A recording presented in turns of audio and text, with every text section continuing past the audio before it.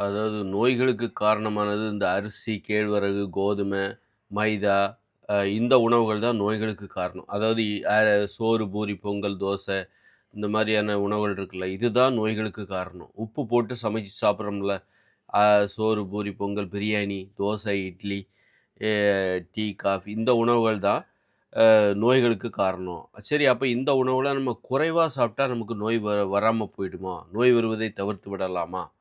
இந்த உணவுல அதாவது சோற நம்ம குறைவா சாப்பிடணும். நெறைய சாப்பிடுறாங்க. அதனால தான் நோயா?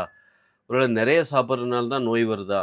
சோறு, பிரியாணி இதெல்லாம் நெறைய சாப்பிடுறதுனால, அ பசிக்காமலே அடிக்கடி சாப்பிடுறதுனால தான் நோய் வருதா? அப்படின்னு ஒரு கேள்வி.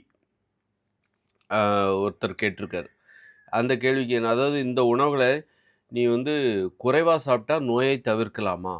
சோறு வந்து நீங்க குறைவா சாப்பிடுங்க. அப்போ உங்களுக்கு நோய் வராது. அல்லது இட்லி இட்லி வந்து வழக்கமா நீங்க 6 இட்லி சாப்பிட்டீங்கன்னா, நீங்க ஒரு 3 இட்லி சாப்பிட்டீங்கன்னா உங்களுக்கு நோய் வராது. அப்படி ஏதாவது இருக்குதா? அப்படி ஏதாவது வழி இருக்குதா? அப்படி ஒரு வழி இருந்தா நாங்க இந்த உணவ சாப்பிடலாமே. அதாவது இந்த உணவுலருந்து மனிதர்களால விடுபட முடியல. இது அடிமைப்படுத்துகிற உணவு. சோறு சாப்பிடணுங்கிற ஆசை இருக்குல்ல, அதுலருந்து மனிதர்களால விடுபட முடியல. அப்படி இருக்கும்போது, நாங்க குறைவாவது சாப்பிட்டுக்கலாமா? கொஞ்சமா சாப்பிட்டுக்கலாமா? அப்படின்னு கேட்குறாங்க. நெறைய சாப்பிட்டா தான் ஒருவேளை நெறைய சாப்பிடுறதுனால நோய் வருதோ? அப்படி ஒருவேளை நாங்க கொஞ்சமா சாப்பிட்டுக்கலாமா? கொஞ்சமா சோறு சாப்பிட்டுக்கலாமா? கொஞ்சமாவது நாங்க பிரியாணி சாப்பிட்டுக்கலாமா? வழக்கமா ஃபுல் பிரியாணி சாப்பிடுறதுக்கு பதிலா, பாதி பிரியாணி சாப்பிட்டா எங்களுக்கு நோய் வராதா? அ ஆ அப்படின்னு சொல்லிட்டு மக்கள் இத எப்படியாவது சாப்பிட்டாகணும். இதுலருந்து இது நீ நோய் வரக்கூடாதுன்னா, இந்த உணவுகள நீ சாப்பிடவே கூடாது. அப்படிங்கிற அந்த விதிமுறைய மக்களால ஏத்துக்கவே முடியல.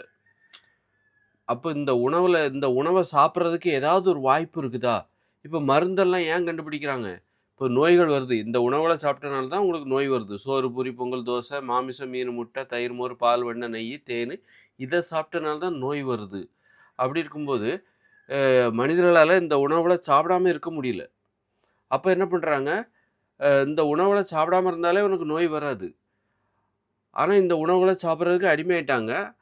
நோய் வருது. அப்ப மருந்து கண்டுபிடிக்கிறாங்க. ஓகே. அதுக்கு பதிலா நீ இந்த உணவ சாப்பிடாமலே இருந்துட்டாலே உனக்கு நோயே வராது. ஆனா இந்த உணவுகள இவங்களால சாப்பிடாம இருக்க முடியல. நோய் வரும்னு தெரிஞ்சும் இந்த உணவுகள இவங்களால சாப்பிடாம இருக்க முடியல. அது அது அடிமையாயிட்டாங்க. அதனால இவங்க மருந்த கண்டுபிடிக்கிறாங்க. நீ இந்த உணவுகள சாப்பிடாம இருந்தாலே உனக்கு நோய் வராது. உண்மையிலே உனக்கு நோய் வரக்கூடாதுன்னா, இந்த உணவுகள சாப்பிடாம இருந்தாலே உனக்கு நோய் வராது. அப்போ மனிதர்களால இதிலருந்து விடுபட முடியல. அப்ப என்ன பண்றாங்கன்னா, ஒருவேள மருந்து சாப்பிட்டா நாங்க இந்த நோய்கள் வராம பார்த்துக்க முடியுமா? எங்களால இந்த உணவு சாப்பிடாம இருக்க முடியலப்பா. சோறு, பூரி, பொங்கல், தோசை இதெல்லாம் எங்களால சாப்பிடாம இருக்க முடியல. ஒருவேள மருந்து ஏதாவது கண்டுபிடிச்சீங்கன்னா, ஒரு நோய் வந்தாலும் நாங்க மருந்து சாப்பிட்டு நோய் வராம பார்த்துக்கலாம்ல. இந்த உணவ அப்படியாவது நாங்க தொடர்ந்து சாப்பிடலாம்ல. அந்த மாரி இந்த மனிதர்கள் இந்த உணவுக்கு அடிமையாயிட்டாங்க. அந்த வகையில தான், நாங்க கொஞ்சமா சாப்பிட்டா அந்த நோய் வராம பார்த்துக்கலாமா? நாங்க கொஞ்சமாவது சாப்பிட்டுக்கிறோம். இந்த உணவு எங்களுக்கு ரொம்ப பிடிச்சிருக்கு. சோறு, பூரி, பொங்கல், தோசை, உப்பு போட்டு சமைச்ச இந்த உணவெல்லாம் எங்களுக்கு ரொம்ப பிடிச்சிருக்கு. நாங்க கொஞ்சமா சாப்பிட்டுக்கிறோம். கொஞ்சமா வழக்கமா 10 இட்லி சாப்பிடுவேன், அல்லது 8 இட்லி சாப்பிடுவேன். இப்ப நான் 3 இட்லி சாப்பிடுறேன். அப்ப எனக்கு நோய் வராதுல்ல. அப்படின்னு மக்கள் கேட்குறாங்க. அப்படி நெறைய பேர் கேட்குறாங்க. அப்படிப்பட்ட சந்தேகம் மனிதர்களுக்கு இருக்குது. உண்மையிலே சொல்லப்போனா, இந்த உணவுகள் என்பது எப்படிப்பட்ட உணவுகள் தெரியுமா? இந்த அரிசி, கேழ்வரகு, கோதுமை இதெல்லாம் எப்படிப்பட்ட உணவுனா, உங்களுக்கு பசியே இல்லனாலும் சாப்பிட வைக்கக்கூடிய உணவு. அப்ப எப்படி நீங்க கொஞ்சமா சாப்பிடுவீங்க? யார் தெரியுமா ரொம்ப கொஞ்சமா சாப்பிடுவாங்க? இந்த சோறு, பூரி, பொங்கல், தோசை இது எல்லாம் ரொம்ப அபூர்வமானவங்க தான் கொஞ்சமா சாப்பிடுவாங்க. மத்த எல்லாருமே நெறைய சாப்பிடுவாங்க. யார் தெரியுமா கொஞ்சமா சாப்பிடுவாங்க? ரொம்ப பசி தாங்க முடியாம சாப்பிட்டே ஆகணும் அப்படிங்கிற மாரியான ஆட்கள் மட்டும் தான் யாராவது கொஞ்சமா சாப்பிடுவாங்க. அது சிலருக்கு வந்து ஏதோ 1, 2 அபூர்வமா இருப்பாங்க. அவங்களுக்கு இந்த உணவு மேலே வெறுப்பு இருக்கும். சோறானாலும் வெறுப்பு இருக்கும். பூரி, பொங்கல், தோசை, இட்லி எதா இருந்தாலும் வெறுப்பா தான் இருக்கும். அப்ப ரொம்ப பசிக்கும். அப்ப எதையாவது சாப்பிட்டாகணுமேன்னு சொல்லி கொஞ்சமா சாப்பிடுவாங்க. இதுல இப்படிப்பட்ட இயல்பு உடையவர்கள் 1, 2 பேர் தான் இருப்பாங்க. ஒரு கோடியில 1, 2 பேர் தான் இருப்பாங்க. அதுல லட்சத்துல 1, 2 பேர் தான் இருப்பாங்க.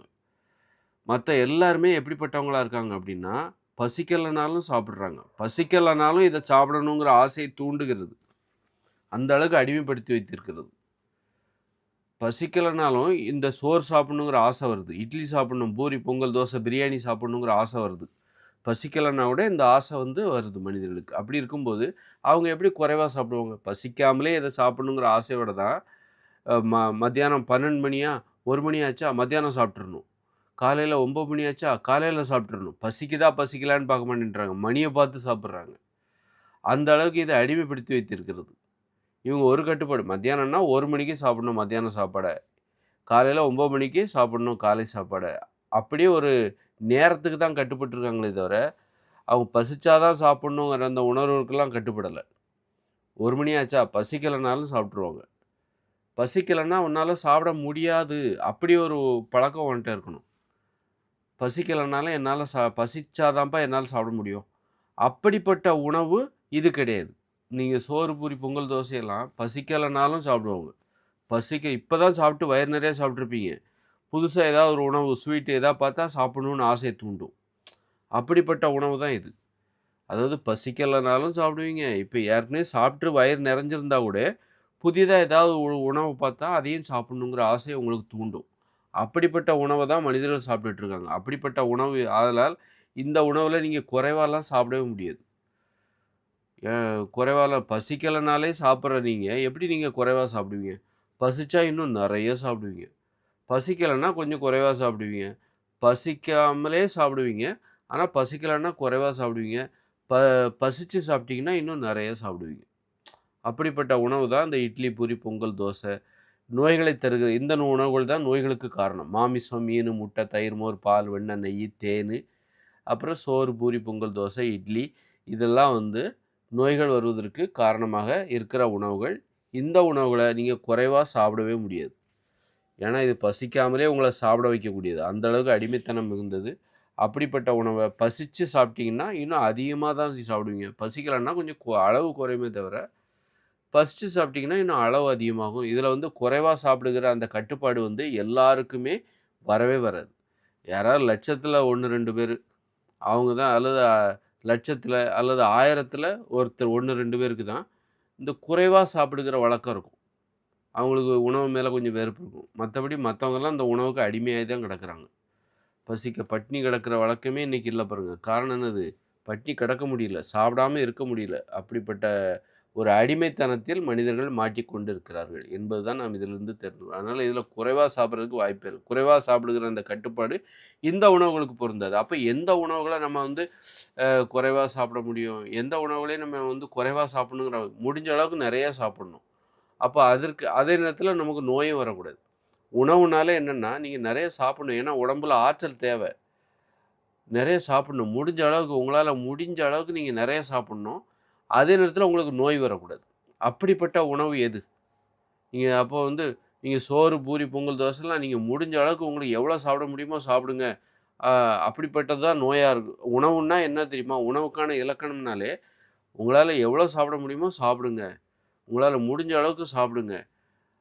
அதுதான் உங்களுக்கு உணவா இருக்க முடியும். ஏன்னா, உங்களுக்கு உடம்புக்கு ஆற்றல் தேவ. ஆனா, அதே நேரத்தில உங்களுக்கு நோய் வரக்கூடாது. இப்ப நீங்க சோறுலாம் பார்த்தீங்கன்னா, உங்களால எவ்வளோ சாப்பிட முடியுமோ சாப்பிடுங்க. பிரியாணி, இட்லி, பூரி, பொங்கல், தோசை, பேக்கரி உணவுகள், ஸ்வீட்டு இப்படின்னு நெறைய உணவுகள் இருக்கு. இன்னைக்கெல்லாம் உணவு பெருகி போச்சு. வீடுகள்ல உணவு அதிகமாயிடுச்சு. அதனால உங்களால எவ்வளோ சாப்பிட முடியுமோ சாப்பிடுங்க. அப்படின்னு சொல்லிட்டு நம்ம இந்த உணவுகள சாப்பிட குடுக்க முடியாது. சோறு, பூரி இதெல்லாம் வச்சுக்கிட்டு, எவ்வளோ சாப்பிட முடியுமோ சாப்பிடுங்க அப்படின்னு நம்ம சொல்ல முடியாது. ஏன்னா, இந்த உணவுகள் நெறையா சாப்பிட்டீங்கன்னா உங்களுக்கு நோய் வந்துரும். குறைவா சாப்பிட்டாலே நோய் வரும். அப்படிப்பட்ட உணவுகள் தான் அது. அப்போ நெறையாவும் சாப்பிடணும். எவ்வளோ சாப்பிட முடியுமோ சாப்பிடணும். அதே நேரத்தில உங்களுக்கு நோய் வரக்கூடாது. அப்ப அது எந்த உணவா இருக்க முடியும் அப்படின்னா, அதுதான் மனித உணவுகள். அதாவது உப்பு சேர்க்காத இந்த காய்கறிகள், பழங்கள், கீரைகள், பருப்புகள், கடலைகள், காளான், இலைத்தழைகள். இதுதான் மனிதர்கள் உண்ண வேண்டிய உணவு. இத நீங்க உப்பு சேர்க்காம எவ்வளோ சாப்பிடுமோ சாப்பிடுங்க. உப்பு சேர்த்தா கூட பரவால்ல. இப்ப நான் சொன்ன உணவு இருக்குல்ல, இதுல வந்து அரிசி, கேழ்வரகு, கோதுமைலாம் வரல. மாமிசம், மீன், முட்டை, தயிர், மோர், பால், வெண்ணெய், நெய்யெல்லாம் வரல. அதை தவிர்த்து விட்டு காய்கறிகள், கீரைகள், கிழங்குகள், பழங்கள், பயிர் வகைகள், பருப்புகள், கடலைகள், காளான், இலைத்தழைகள். இந்த உணவுகளை நீங்கள் உப்பு சேர்த்து கூட எவ்வளோ சாப்பிட முடியுமோ சாப்பிடுங்க. ஆனா உங்களால சாப்பிட முடியாது. பசிச்சா தான் சாப்பிட முடியும். இப்ப நான் சொன்ன உணவு இருக்கு பார்த்தீங்களா, உங்களால முடிஞ்ச அளவு எவ்வளோ வேணாலும் சாப்பிடுங்கப்பா. இதுக்கு கண்ட்ரோலே கிடையாது. குறைவா சாப்பிடணுங்கிற அந்த கண்ட்ரோல் வந்து இப்ப நான் சொன்ன உணவுகளுக்கு கிடையாது. ஆனாலும் உங்களால இந்த உணவுகள அளவுக்கு அதிகமா சாப்பிட முடியாது. இப்போ நான் சொன்ன உணவுகள உங்களால பசிச்சா மட்டும் தான் சாப்பிட முடியும். பசி இல்லாம சாப்பிட முடியாது. அப்படிப்பட்ட உணவுகள் தான் இப்ப நான் கடைசியா சொன்னேன். அதுதான் மனிதர்களின் உணவுகள். இந்த உணவுகள நீங்க எவ்வளோதான் அதாவது பசிச்சா தான் சாப்பிட முடியும். அளவுக்கு அதிகமா சாப்பிட முடியாது. அப்படிப்பட்ட உணவுகள தான் நான் கடைசியா சொன்னேன். இந்த உணவுகள நீங்க உங்களால முடிஞ்ச அளவுக்கு எவ்வளோ வேணாலும் சாப்பிடலாம். உங்களுக்கு நோயே வராது. எவ்வளோ அதாவது பசிச்சா தான் சாப்பிட முடியும். அ அப்படி நீங்க பசிச்சா தான் சாப்பிடுவீங்க. எவ்வளோ வேணாலும் சாப்பிடலாம் ஆனா. உங்களால கஷ்டப்பட்டா தான் கஷ்டப்பட்டு சாப்பிடுகிற இந்த உணவுகள எவ்வளோ சாப்பிட்டாலும் உங்களுக்கு நோய் வராது. நான் கடைசியா மனிதர்கள் உண்பதற்கு ஏற்ற உணவுகள்னு நான் கடைசியா சொன்னேன்ல, அத நீங்க எவ்வளோ சாப்பிட்டாலும் உங்களுக்கு நோயே வராது. தைரியமா சாப்பிடலாம். பயமில்லாம சாப்பிடலாம். ஆனா சோறு, பூரி, பொங்கல், தோசைங்கிறது மோசமான உணவு. ஆபத்தான உணவு. இன்னைக்கு உலகம் முழுக்க மனிதர்கள் நோய்களின் பிடியில் மாட்டிக்கொண்டிருப்பதற்கு இந்த சோறு, பூரி, பொங்கல், தோசை, நூடுல்ஸு, மைதா, மீனு, முட்டை, தயிர், மோர், பால், வெண்ணெய், நெய், இறைச்சி இதுதான் காரணமா இருக்கு. அதனால இந்த உணவுகள் என்பது மனிதர்கள் உண்ணக்கூடாத நஞ்சு உணவுகள் என்பதுதான் மனிதர்கள் இன்னைக்கு நோய்களின் பிடியில் மாட்டிக்கொண்டு இந்த உணவுகளுக்கு அடிமையாகி போய் கிடக்குறாங்க. அதிலிருந்து வெளிய வரணும். அதற்கான மாற்று உணவுகளை தான் நான் எனது வீடியோவில் நான் பேசிக்கொண்டு வருகிறேன்.